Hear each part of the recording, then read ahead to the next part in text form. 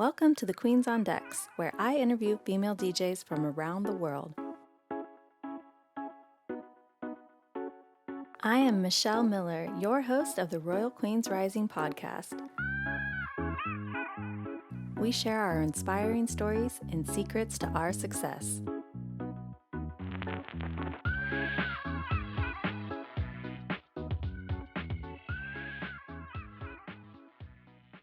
Hi, welcome. I'm Michelle, DJ RunDat, the host of the Queens on Deck show, where I interview females, MCs, artists, creatives that are in the music industry and entertainment industry. Today, I have a very special guest.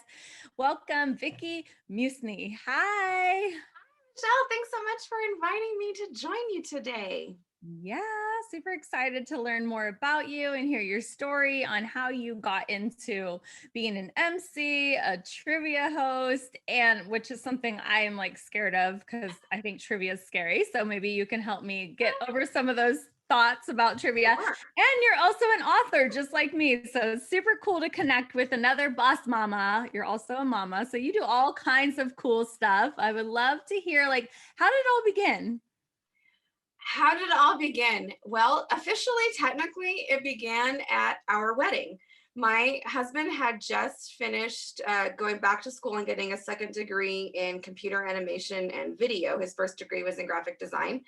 And again, this was like 1996. So this was super novel and people weren't making videos on their phones or things like that yet. That wasn't a thing at the time. We're coming up on our 25th anniversary this summer.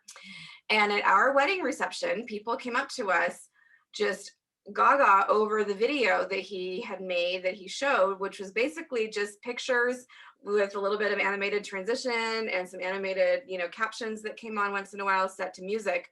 But that was back in the day when people that were trying to do that were actually using slides. That's why they're called slideshows. And they were like, oh, this is the coolest thing we've ever seen. Where can we get your business cards?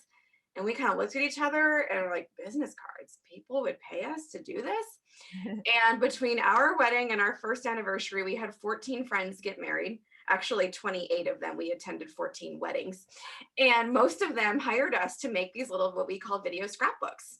And then it kind of grew into, well, hey, don't you have a video camera? Would you start shooting for us?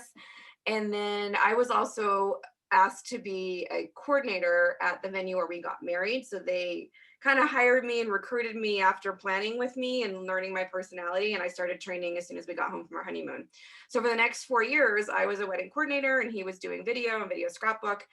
And then we relocated to Reno in 2001. And I was kind of like, oh, that was a fun little, hobby. We've got 2 babies now. We didn't really have time for this. My husband's like, well, I wanted this to be more than a hobby. I think we should talk about, diving deeper. So we had to start over because all of those contacts that we had made those first 4 years, we moved and they were tied geographically to where we used to live and we didn't know anybody here and we started over. And we ended up running a video company for 15 years. During that time, I also had 2 more kids. So our kids are now 14, 15, 20, and 21. So definitely in a whole different stage of life, which has allowed me to be a lot more involved in the last 10 years as I was in the first, 10 years or so, as they got older and more self-sufficient. But then it's just kind of continued to evolve. And over the years, we've done everything from photography to photography management. I got into public speaking, and that's how I got hooked up with DJ Trivia. That's been our bread and butter for the last 8 years. We're coming up on our 8-year anniversary of that in April. And then when we started doing trivia, we realized that our personalities and our skill sets, my husband and mine, made sense to DJ and MC. And a friend of ours locally in Reno said, hey, I don't really want to become a multi-op, but honestly, there's nobody else here in town that I feel comfortable referring people to when I'm booked. So how about I give you guys some of my extra equipment and I can even have you shadow me and do some training with you and I'll refer people and you guys can MC and DJ. And we're like, that sounds like fun. By this point we were hosting trivia together and I was the one on the microphone and my husband was the one, doing all the music and the technology. And he was raised with music and tech. And so it just made sense. And so we've been doing, weddings and trivia, mostly trivia for the last 8 years. Wow. That's That's so the shortest version I can give you, given all of the variety and the weirdness of the evolution. well, you did great. I love it. I love it. I love that you guys were able to find these creative ways to work together and provide entertainment for, people and to do it all while raising 4 kids. That's amazing. Yeah, it's been an adventure. And like I said, especially in the early years when the kids were younger, my involvement was a little bit more behind the scenes, but it really helped us find our own strengths and what we were good at and really what worked for us. And we've learned like the importance of having clear division of labor. Like I stay in my lane and he stays in his, and we can, work together well and be married together well and keep each other, focused on what we're actually each good at instead of worrying Mm, about, well, you're not doing that right and you need to do this differently. It just gives yeah. us a better framework for moving forward. Yeah, I love that. It's really all about finding what is your zone of genius or what do you enjoy and like how can you make that like your main thing and then somebody else do the other parts. So that's really cool. So did you have any training as an MC or were you just like a natural born MC, had that great voice, loved public speaking or I'm assuming there was a bit of a process because public speaking, they say, is like the number one fear of Americans. So, It is. And it's funny, like when I was younger, I didn't enjoy public speaking. In fact, I remember a particular teacher in 8th grade who made us do an oral report every 6 weeks. And I hated it. And I would like try to make myself sick and anything I could do to weasel out of it. And even in high school, I didn't love it. But my senior year of high school was a huge turning point for me because I realized that sometimes the message is more important than how I might be feeling or how afraid I am. The importance of what needs to be said can outweigh those fears. And my senior year of high school, at my graduation, I gave a speech with a girlfriend of mine. I can speak in English. We both started high school only speaking one language and graduated bilingual.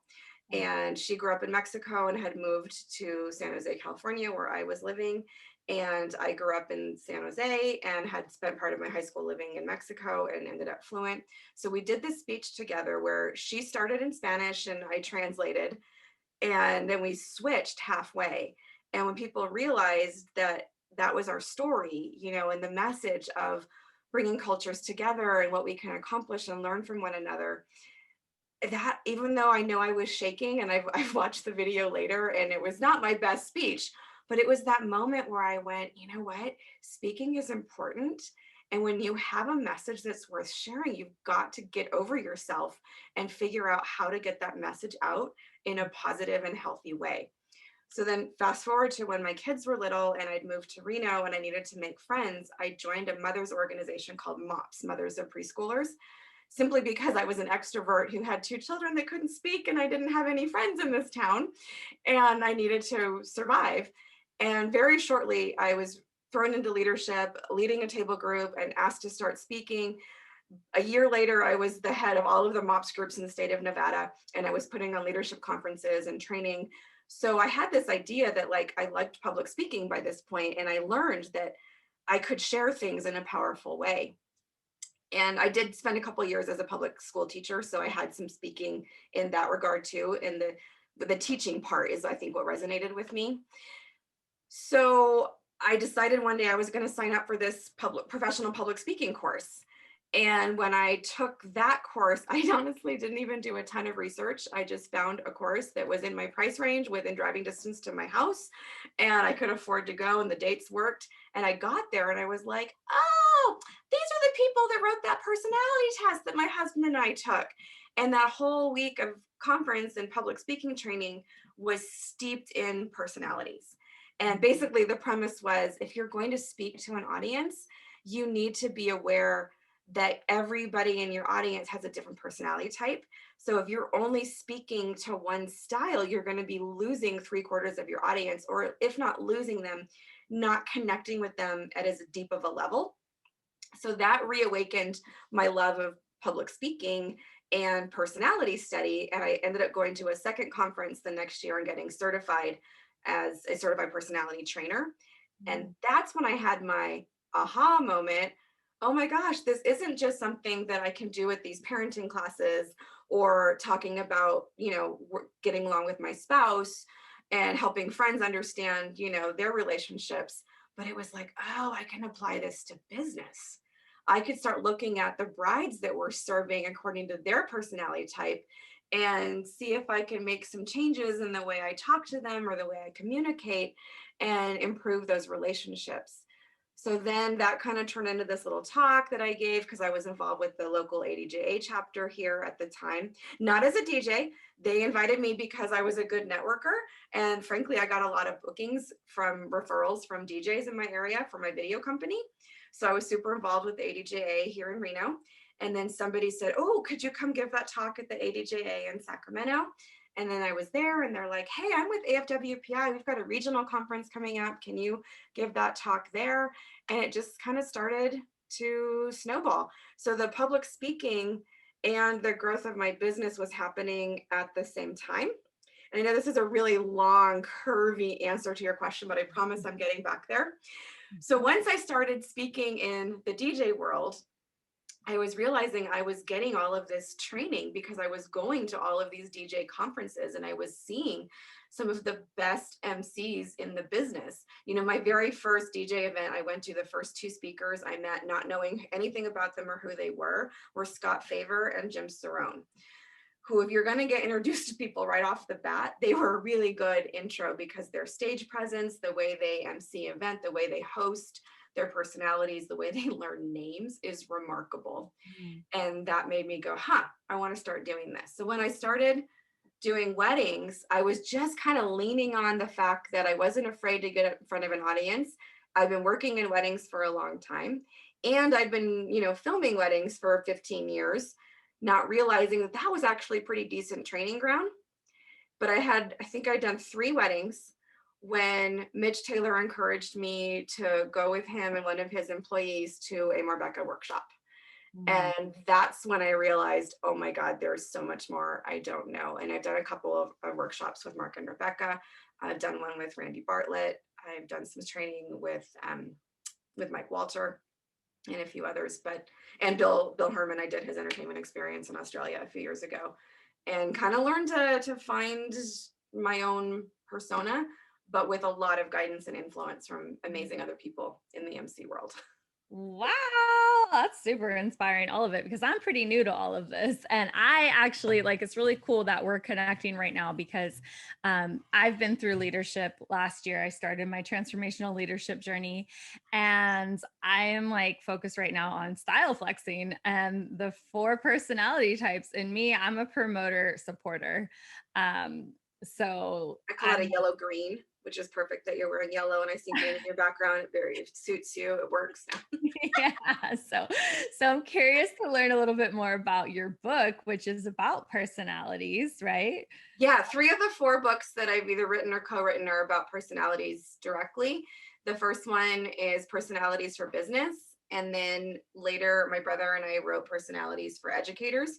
He's been teaching for about 20 years. And even though I've been a teacher in the past, I've been out of the public school system for a while. So we co-wrote that one.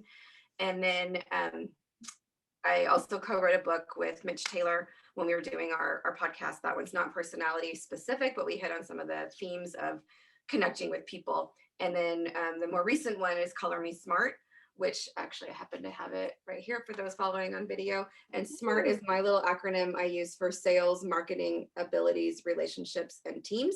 Ooh. So we kind of hit those 5 areas and how understanding personality types, both your own and the people that you serve and work with, if you have a team or a staff or a partner, how understanding personality types can really help leverage those relationships and really take some of the stress out of running your business by figuring out what you should be doing and what you should be delegating based on personality types. Yeah, absolutely. I am not an analytical type person. That's the smallest one when I did the test. And so like I have attracted Virgos who are very organized in all my businesses. I've attracted team that now work with me with the helping me with the podcast and stuff to help me create systems and get organized and lead the team. And to create all the Google spreadsheets and everything to just really keep me organized with all of the content I'm creating and all of my projects because I'm multi-passionate. I love connecting with people. So like I think for me, this is so perfect because for me, the next thing is understanding how to, like I said, style flex, meaning like when I'm working with an analytical bride, which I haven't attracted too many of them, probably for a reason. I don't get bridezillas, like I don't get perfectionists because I'm not a perfectionist. But not to say like I haven't had someone that is more on the analytical side, but I'm very interested in learning more about it for sure. Yeah. Well, the interesting thing I think with weddings is that you never have just one client, and we tend to be very like bride centric because that's historically who we think of as the main decision maker. But obviously, there's a lot of different dynamics. But no matter what the situation is, there's always a couple. So you always have at least two clients. And a lot of times, because statistically, most first marriages marry opposite personality types, it is really helpful that you can kind of speak all of the languages so you can kind of adjust and adapt your communication to fit. Because maybe you did connect with that bride, but her fiance may or may not be a similar personality type. And so it's not that you want to be manipulative, you just want to make sure that you are speaking to that person's heart needs, because what they need on the inside is probably different and opposite of what you need. And so it can be just as simple as lowering the tone of voice, speaking a little bit more slowly, because not everybody wants to, hear things on fast forward. But a lot of our personality types, we speak really quickly, we get really animated, and we can be very overwhelming to people who are not like us. So sometimes it's just as simple as having some self-talk, going, okay, I'm going into this meeting, I've only connected with half of the couple. I get the vibe that the other, person is a little bit different personality. Maybe I need to just tone it down. So not being fake, but maybe you just skip the caffeine that day so that you're not like all the way up, here at this super high level, and you can just kind of calm down enough that they're not overwhelmed right off the bat. And if they are coming to you with a checklist, even though like me, you sound like you share my hatred and fear of spreadsheets, I don't love them. Some people, that's how their brains work. And so if somebody comes to you with a checklist or a spreadsheet, suck it up. Like that's what they need, then that's what we got to do. We got to go through their point by point. If that's what they need to feel comfortable and confident that we can handle this event, great. And sometimes those blue personalities, that's what I call those highly analytical people, sometimes they're really happy having an entertainer who's super yellow because they trust you to kind of take the spotlight. Those don't love being in the spotlight. And so sometimes they'll look for those people that are opposite, going, yeah, you can create a fun party that everybody's going to love and not expect me to be the one out there, doing everything. And that can be a real win-win too. Yeah, absolutely. Very cool. So how can we find your books? Are they on Amazon? Yep. Just put my name into Amazon and they will all pop up. Nice. Yeah. What has that journey been like for you? Because my book was almost an accident. We have so much in common. I think it's just very serendipitous how we've been connecting in recent months. But yeah, like I said, I loved speaking by the point I was actually out speaking to groups about personalities and business. And when I noticed the first 2 years I was speaking is every time I gave a presentation or a seminar, people would come up to me afterwards and say, that was such great information. Where can I get your book? And I'd be like, my book? I don't have a book. I'm a speaker. I'm not an author. And literally after hearing that for 2 years, I was like, okay, fine, I'll go write a book. And it was ridiculous how long it took me to find my groove. But once I figured out that extroverts don't necessarily like writing books the same way that introverts do, and I needed to write for my personality and my audience, I was like, my books can be short. My tagline on all of them starts with the busy business owner's guide. Because I'm realistic. This is my audience. My audience are people like me who are really busy and already wearing a lot of hats, running their businesses. and they don't want to sit down and read a 300-page book any more than I wanted to write a 300-page book. So they're all 100 pages or less. You can read them in about an hour, hour and a half, but they're designed like that on purpose. And then that's also the reason I co-wrote some of them with another person, because that met my need for camaraderie and friendship and accountability and collaboration and all of those things. Whereas I'm not going to ever be the personality that's successful if I lock myself in a quiet, dark room and tell myself I have to just write a book and I can't come out till it's done. That doesn't work for an extrovert. I hear you saying mine's very short. It takes less than an hour to read. And yeah, and it opened up like just by writing the book, which started for me as creating a digital course and writing a digital course, that turned into a book, which then opened up the doors to becoming a speaker. Never did I ever think I would want to be a speaker. Like I clearly remember how frightening it was in college taking a communications class and having to speak in front of the class and my body just shaking and me just like, I don't know how to control these nerves, you know? But I mean, it really is something like everything, the more we do it, the more confidence we build, the more, you know, action we take, the more clarity we get. And like, the more, you know, how do you really know what you want until you've experienced it? So yeah, I've gotten to experience it. And this is all within the last year. And because of COVID, I'm doing it virtually, which is less scary, I'd say. So I'm still Yeah. waiting for that opportunity for the in-person event.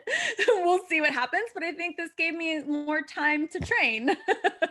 Yeah, it is. I think it's fun because every person has their story, you know, and like I started as a speaker and then started writing and then later started making digital courses.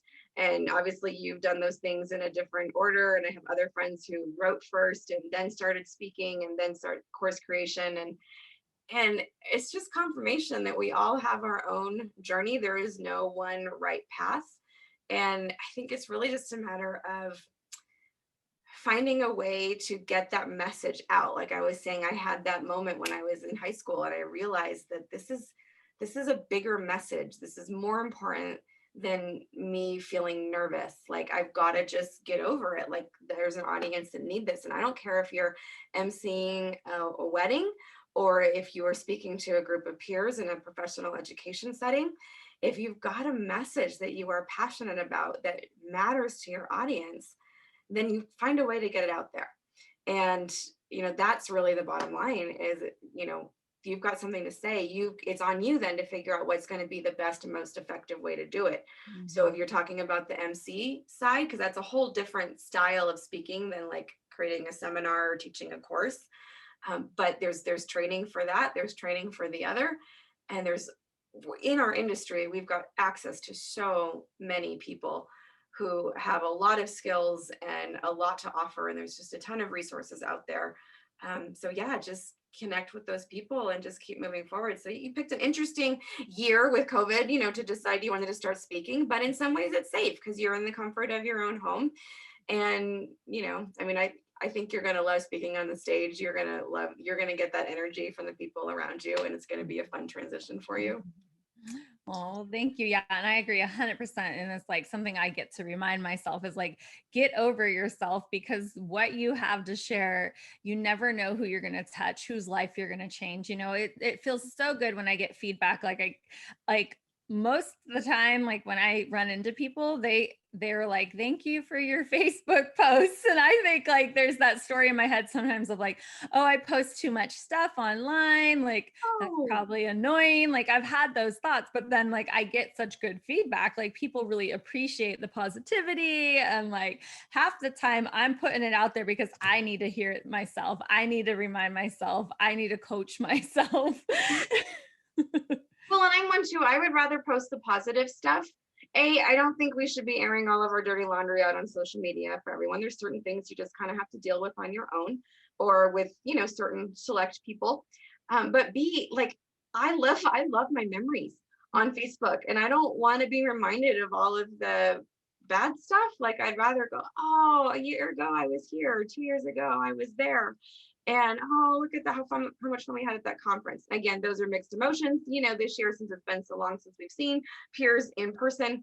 But yeah, I'd rather post about the positive stuff. And I love it when people come up and say, I love that you post about your kids. Your kids are so funny. And I'm like, yeah, my kids all are unique senses of humor, but they're all funny in their own way. And yeah, I do post a lot of the stuff that they say and do on Facebook. And people like that. You know, a lot of the people that I connect with professionally also have families. And if they don't, they usually are like, hey, it was still funny. Like, you know, I'm enjoying your kids because I didn't want any of my own or whatever the situation is, you know. So I do. I find that I try to find that balance of still being positive, but posting a good, healthy mix intentionally of personal and professional, Yeah. because I want the people I work with professionally to also see me as a person. I am a mom. I am a wife. You know, I am involved in my community, and I want them to know that, you know. So yeah, For sure. Yeah, I love, you know, sharing all about, you know, me. This is me. This is my personality. This is who I am. This is my life. This is what I'm passionate about. This is my mission. You can follow along and collaborate with me or not. Amen. I love that. Well, and again with the COVID stuff, I mean, you know, you get another interesting opportunity to share a bigger corner of your world if you want, you know. Like I'm seeing a glimpse into your space. Now you're not seeing as big of a glimpse in mine, but I will tell you it's because I'm a yellow. I am not a naturally neat and tidy person, and my office area is in a corner of my bedroom. So yes, I have a screen up behind me because there is a door on the other side of it. And sometimes I'm in a meeting or on a Zoom call or doing a video, and my husband gets home from work and he opens that door and walks into the room. And I don't, you know, there's a workout bike back there too. Like, you don't need to see that in my background. It's not, you know, pretty, but I wanted something sparkly. So that's the piece of my world that I'm showing you. And I'll tell you, you know, this is a wall. My bed is about another 4 feet on the other side of where my hand can reach. So yeah, you're getting a little glimpse into my life, and that's what COVID's doing for us. I think now's the perfect time to let you know this is a virtual background. Like, I think people have figured that out, but some haven't. And it's because I'm just like you. I have built a new bedroom, office, live streaming, studio, content station, whatever we want to call it. I could do everything from that space in my room. But because I am often on the move, I'm running around while I'm doing these interviews. So I decided to go with the background that I can take with me. Well, and the fact that you have better lighting, because I've been in some where the lighting people have is so bad that they've got like the fuzzy, you know, halo around their heads and stuff. And that's, I'm not a fan of that. It can do some weird stuff for sure. But so there's my confession for anybody that's only listening to the podcast. Go ahead and check out the video on YouTube. Oh, well, I love it. So let's talk a little bit about like what's going on, what's been going on this last year with COVID, and you're in Reno, Nevada, and not too far from California. And you know, what's happening now? What has it been like for you? Yeah, you know, I mean, obviously everybody's had their own journey. It's been a year for all of us. So I don't mean to be like dumping my sob story, like, oh, I've had it so bad and you guys don't know, because I know that anyone listening to this has had their own version of the same storm. So, but yeah, prior to the shutdown last March, we were doing 21 trivia games every single week. And that was, like I said, that's been my bread and butter for a while. 2019 was our best year ever. It was first year we grossed over 200,000 in trivia revenue.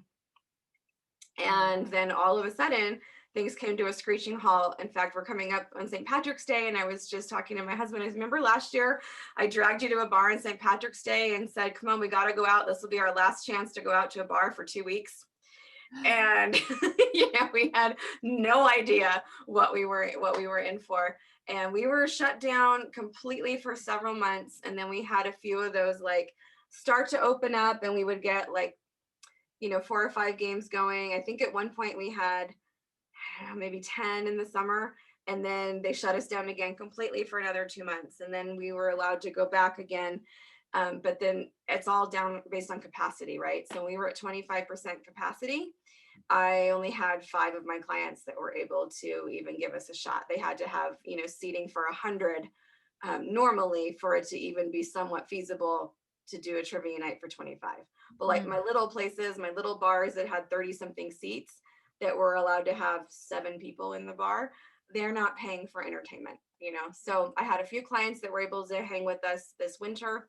And then we just went from 25% capacity to 35% capacity a couple weeks ago. So yeah, huge difference. And slowly things are coming back. March 15th, we go up to 50% again. So I have 8 clients this week, which is again great, kind of on par. We're about a third, a little over a third of where we were. So I feel like I'm pacing my clients. As their capacity goes up, I get more of them back. And then I've got another one starting next week and one more the week after. But I haven't been doing any like other outside sales. It's really for me been a focus on just supporting my clients, even the ones that are not big enough to have us back at a limited capacity. I still will go out there. I was never one that Instagrammed all of my food and beverages before COVID, but I do now. And I do it in the name of client support.